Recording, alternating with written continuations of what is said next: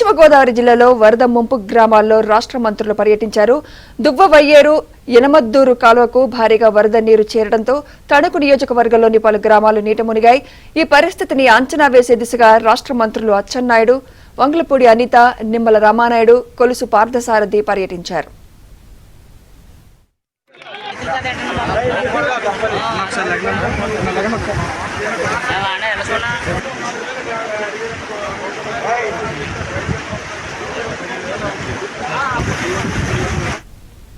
దువ్వ గ్రామంలో నీట మునిగిన ప్రాంతాలను, నీట మునిగిన పంట పొలాలను ఎమ్మెల్యే ఆర్మిల్లి రాధాకృష్ణ చూపించారు. నిర్వాసితులైన ఒక్కో కుటుంబానికి 3,000 ఇవ్వాలని ముఖ్యమంత్రి చంద్రబాబు ఆదేశించినట్టు మంత్రులు తెలిపారు.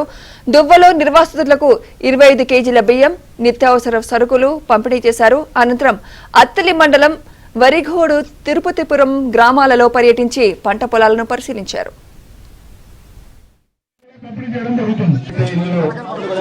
మన అధిక వర్షాల వల్ల మునిగినాయో వారందరికీ కూడా ఈ రోజు 25 కేజీలు బియ్యం, బంగాళాదుంపలు, ఉల్లిపాయలు, కందిపప్పు కేజీ.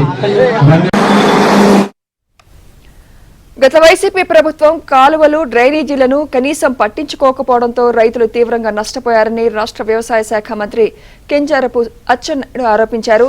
పశ్చిమ గోదావరి జిల్లా పెనుమంట్ర మండలం సోమరాజు ఇల్లందురుపర్రులో గోస్తాని నది జీఎన్వి పోటెత్తి ముంపునకు గురైన పంట పొలాలను ఆయన పరిశీలించారు.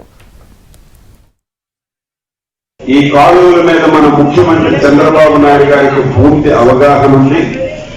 దీనికి ఒక శాశ్వతమైనటువంటి పరిష్కారం చూపవలసినటువంటి బాధ్యత ఉంది. కాబట్టి ఏదైతే ఈ కాలువ సిస్టమ్స్ ఉన్నాయో ఇవన్నింటికి కూడా మోడలైజేషన్ చేసి భవిష్యత్తులో ఎంత వరదొచ్చినా మీకు నష్టం లేకుండా చేయడానికి ప్రభుత్వం అన్ని విధాలా మీకు సహకరిస్తుందని చెప్పి స్పష్టంగా మీ అందరికీ